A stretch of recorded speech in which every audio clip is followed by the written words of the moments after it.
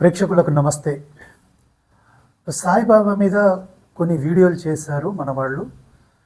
I think Lalit, Karunakar, ఈ మధ్యలో భాస్కర్కి వెళ్ళి శివప్రసాద్ గారు. ఇది చేసిన తర్వాత ఇదే కాదు, మాధవీలత గారు కూడా కొన్ని వీడియోలు చేసినట్టున్నారు. సో చేసిన తర్వాత ఈ షిరిడీ సంస్థాన్ నుంచి కొన్ని కేసులు బుక్ అయినట్టున్నాయి వాళ్ళ మీద. అంటే షిరిడి మా సాయిబాబాని ఏదో మీరు ఇన్సల్ట్ చేస్తున్నారు, అది ఇది, ఆయనను ముస్లింలు అంటున్నారు. బేసిక్గా ఒక మాట చెప్పాలి ప్రేక్షకులు,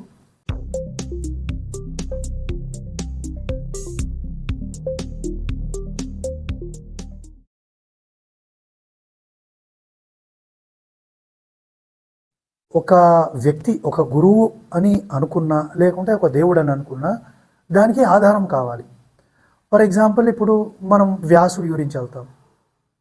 ఆయన ఒక ఋషి అండి.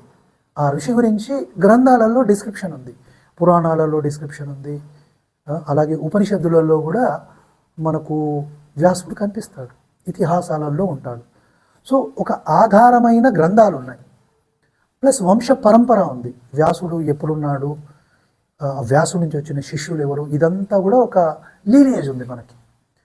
సో సరే, ఇప్పుడు మనం సాయిబాబు ఈయనని ఒక గురువు అనుకుందాం. మరి ఈయన ఎక్కడి నుంచి వచ్చాడు, ఎవరు, ఈయన చేసింది ఏమిటి, ఈయన హిస్టరీ ఏంటి, మనకేం తెలీదు. సరే, మనం ఈయన దేవుడు అనుకుందామా? దేవుడి లక్షణాలు ఉంటాయి. ఇప్పుడు వేదాలు కానీ ఉపనిషత్తులు కానీ ఇవన్నీ కూడా దేవుడి తత్వాన్ని వర్ణిస్తుంది. ఆ వర్ణనంతా మన గ్రంథాలలో ఉంటాయి, ఉపనిషత్తులలో, పురాణాలలో, వేదాలలో ఉంటాయి. సో దాని ఆధారంగా ఆ పరమాత్మ ఎవరు, దేవుడు ఏడో మనం డిసైడ్ చేసుకుంటాం. మరి ఈయన సాయిబాబా అనేట ఆయన దేవుడా? దేవుడు అంటే ఆ దేవుడని చెప్పడానికి ఆధారమైన గ్రంథాలు ఏమిటి, ఎవిడెన్స్ ఏంది, అది చూస్తాం. ఇక్కడ ఏం లేదు, ఏదో సాయి సచ్చరిత్ర అని ఎవరో ఒక మనిషి రాసుకున్న బుక్ ఉంది. ఎవరైనా పైత్యంతో ఏదైనా బుక్ రాసుకోవచ్చు. ఇప్పుడు నేను కూడా రేపు పొద్దున ఎవరికో చెప్పించి ఒక 1000 రూపాయలు, ఓ 10,000 ఇచ్చి భాస్కర్ రాజు దేవుడు, నేనే దేవుణ్ణి అని ఒక బుక్ రాయిస్తాను. ఆ వ్యక్తి పైత్యం అవుతుంది, కానీ దానికి ఆధారం లేదు. ఎందుకంటే ఆధారం ఉండాలి, ఆ దేవుడికి సంబంధించిన లక్షణాలు ఉండాలి. ఇవన్నీ ఏం లేవు ఇక్కడ. ఒక వ్యక్తి ఎవరో, ముస్లిమా ఎవరో, అంటే ఎక్కడో ఆఫ్ఘనిస్తాన్ నుంచి వచ్చాడని చెప్తున్నారు, గురువు అంటారు, కొందరు దేవుడు అంటారు.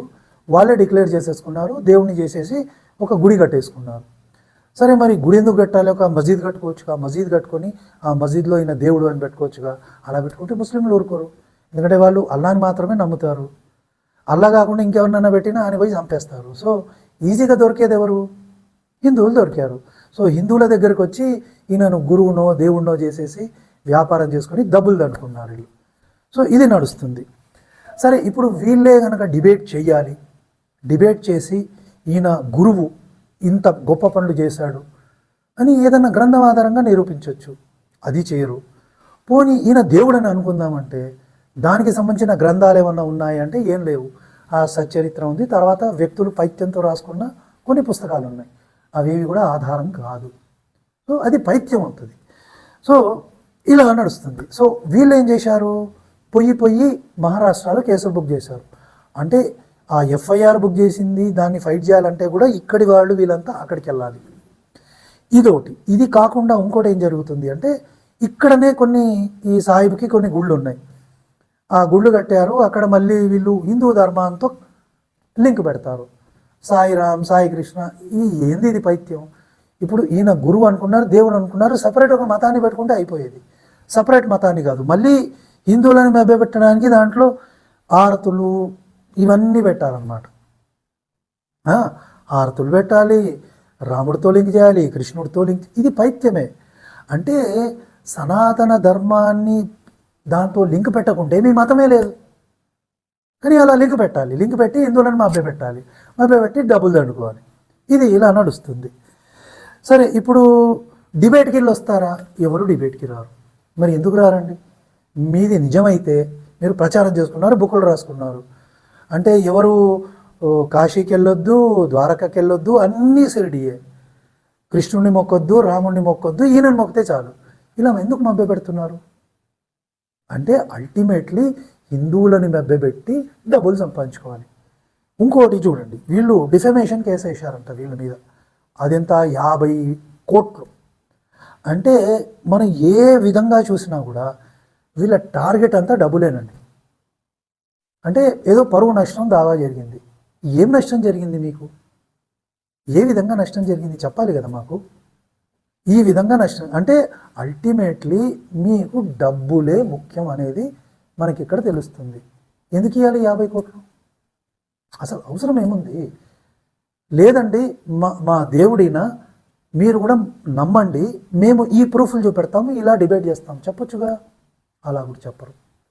సో అల్టిమేట్లీ మనకు తిరిగి అర్థమవుతున్నది ఏంటంటే జనాల్ని మభ్యపెట్టి వాళ్ళని దోచుకోవాలి. దోచుకోవడం కుదరట్లేదు కాబట్టి 50 కోట్ల పరువు నష్టం దావా వేయాలి. ఇది వీళ్ళ స్టాండర్డ్ అని నాకు అనిపిస్తుంది. మళ్ళీ నా మీద కూడా కేసు ఏమో వేయగలరు. నేనేం చెప్తానంటే మీలో నిజం ఉంటే వచ్చి నిరూపించుకోండి, డిబేట్ చేయండి. 50 కోట్లు ఎందుకు ఇస్తారు ఎవరు? ఇన్ఫ్యాక్ట్ సనాతన ధర్మాన్ని తక్కువ చేస్తున్నందుకు మేము మీ మీద 1000 కోట్లు వేయాలి కేసు. సనాతన ధర్మంలో ఉన్న దేవతల్ని, మా ధర్మాన్ని దూషించి దాన్ని ప్లెగరైజ్ చేస్తున్నారు కదా, అందుకు మేమే మీద కేసులు వేయాలి. 1000 కోట్ల కేసులు పరువు నష్టం దావా వేయాలి.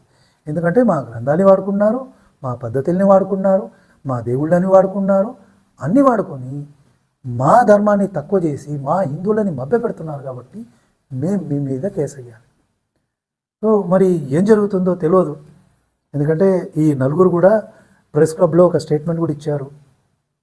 అదే కాకుండా ఇండివిజువల్గా కూడా వీడియోలు చేస్తున్నారు, డిబేట్కి పిలుస్తున్నారు. వెళ్ళండి అయ్యా, మరి వెళ్ళి నిరూపించుకోండి మీరు నిజమని.